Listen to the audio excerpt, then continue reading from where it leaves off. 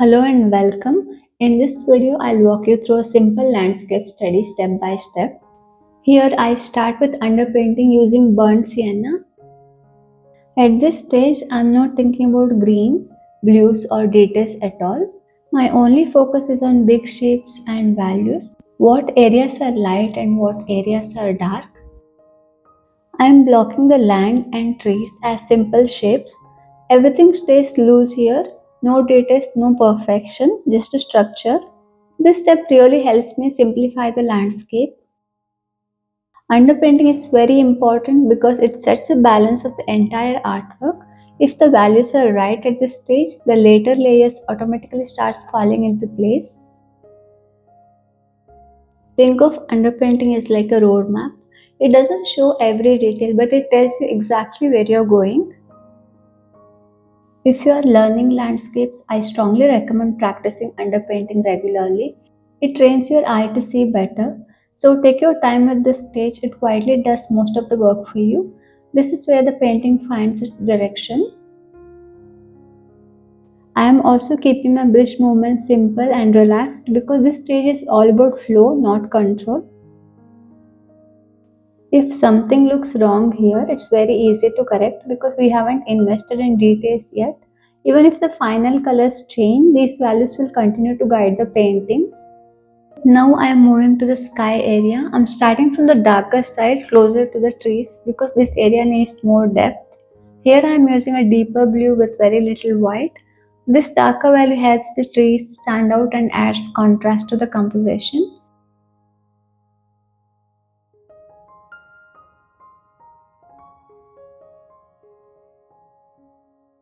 As I move towards the left side, I'm gradually lightening the sky. I'm adding more white into the same blue and softening the value step by step. I'm blending gently as I move so the transition from dark to light feels smooth and natural. I don't want any harsh lines, just a gradual shift in the value.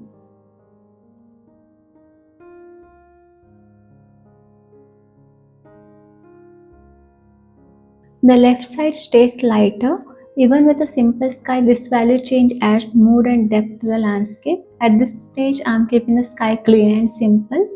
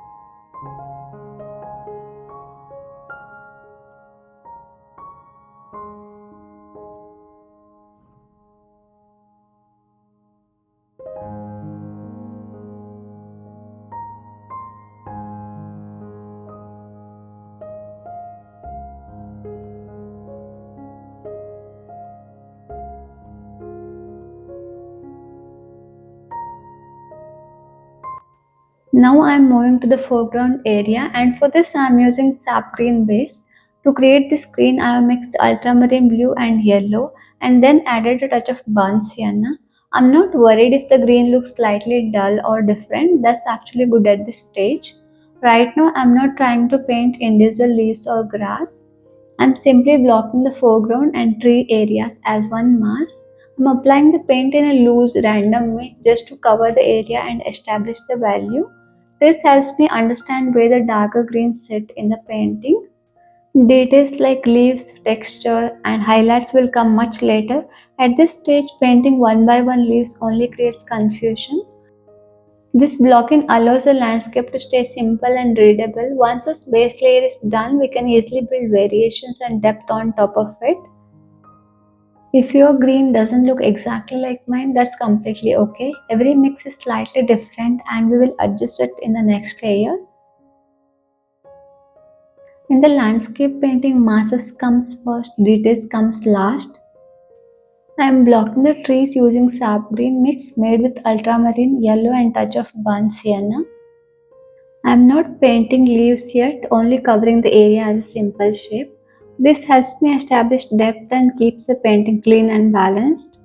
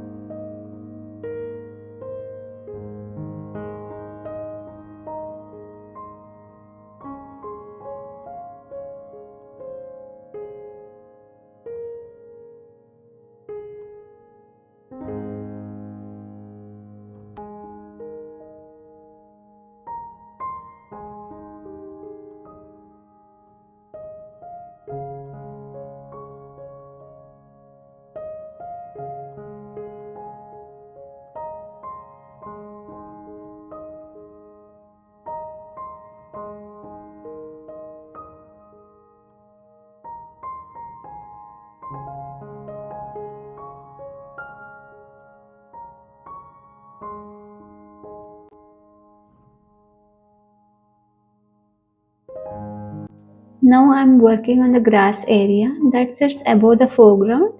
For this section, I'm using lighter green, not as dark as the foreground. I'm mixing only ultramarine blue and yellow here. I'm intentionally avoiding burnt sienna because I don't want this area to become too dark or heavy. This lighter green helps push this grass area slightly back in space. In landscapes, areas that are farther away always appear lighter and softer. I am applying the paint with loose horizontal strokes, just suggesting the grass. I'm not painting individual blades, only the direction and value. Notice how I am slowly transitioning from lighter greens at the top. This gradual shift is what creates depth in the painting. Think of this layer as a bridge between the background and the foreground. It connects the scene and keeps the landscape feeling natural and balanced. If we make everything same dark green, the landscape will look flat. Depth in landscapes comes from value change, not from adding more details. I am painting the upper grass area with a lighter green using only ultramarine and more yellow.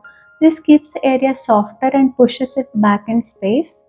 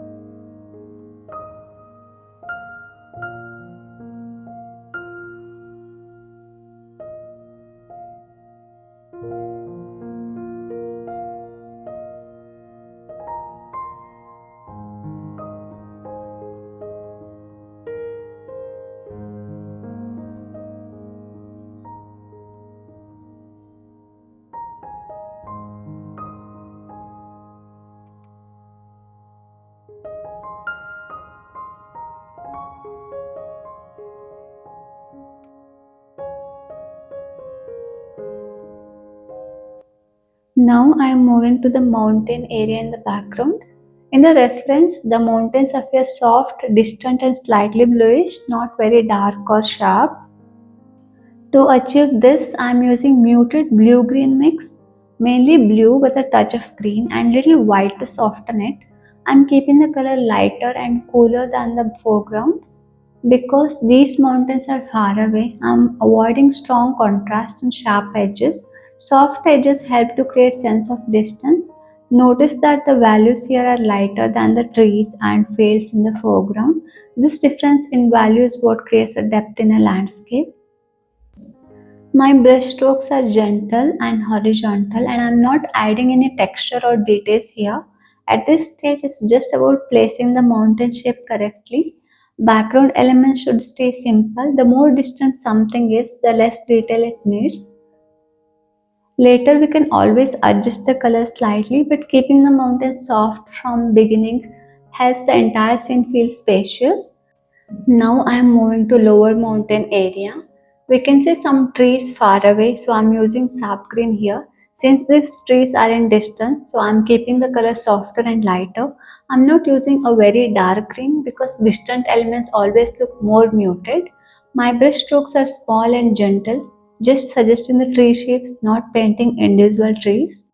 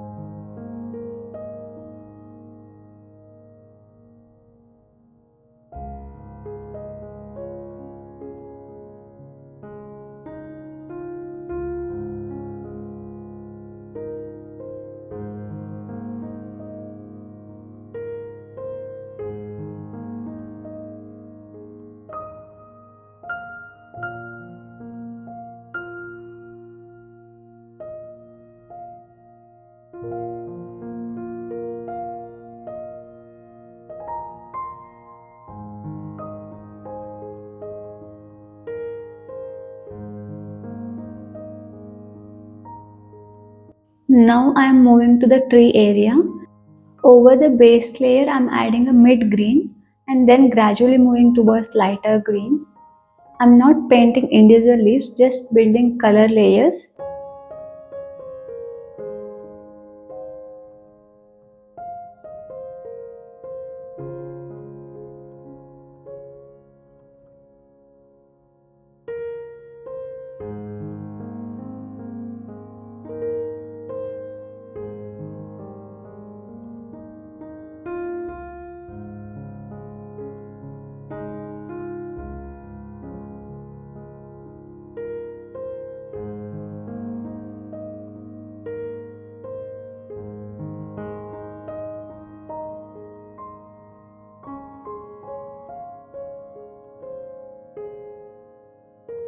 Next, I am adding yellowish green in some areas to show where the light is setting the tree.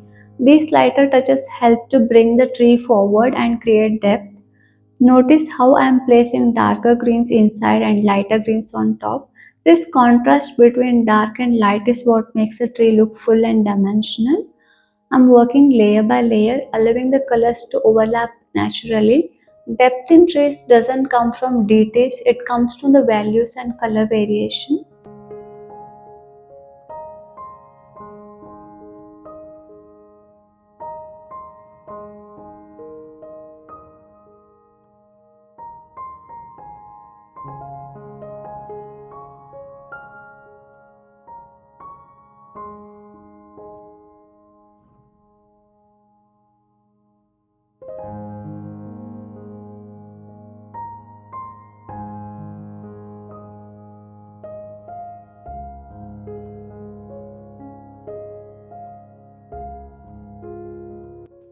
Here I'm adding light earthy tone by mixing burnt sienna with bit of white, which works well for ground areas. I'm slightly lightening burnt sienna with white to create a natural mud color for the land.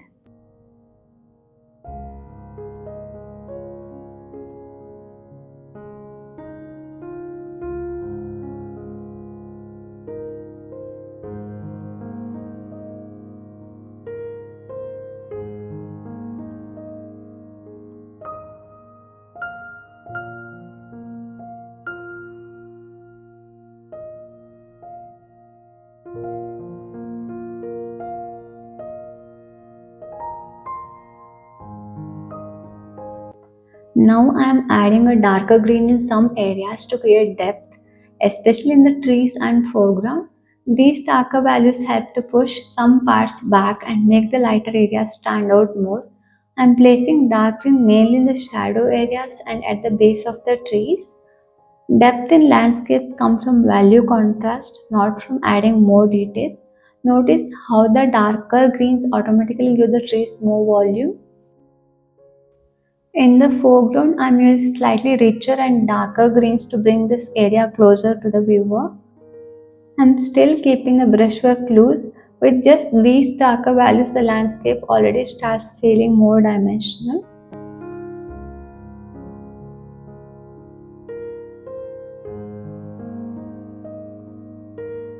Now I am placing lighter yellow green only in selected areas to create variation in value and avoid flat looking trees.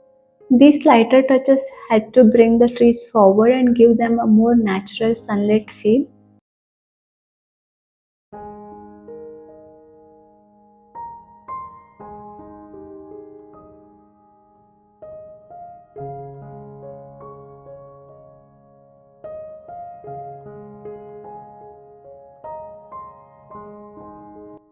Now I am moving to the foreground area. You can see clear horizontal and vertical lines forming a pattern. I am using light yellow green mixed with white, keeping the paint slightly dry. These strokes are not meant to be perfect or very sharp. These are just to indicate texture. I am not drawing every single line I see in reference. I am only suggesting the idea of the field because too much detail in the foreground can distract the viewer. I am also keeping these strokes lighter in value so they don't overpower the rest of the landscape. Notice how these directional strokes help define the land and add interest while still keeping the painting simple.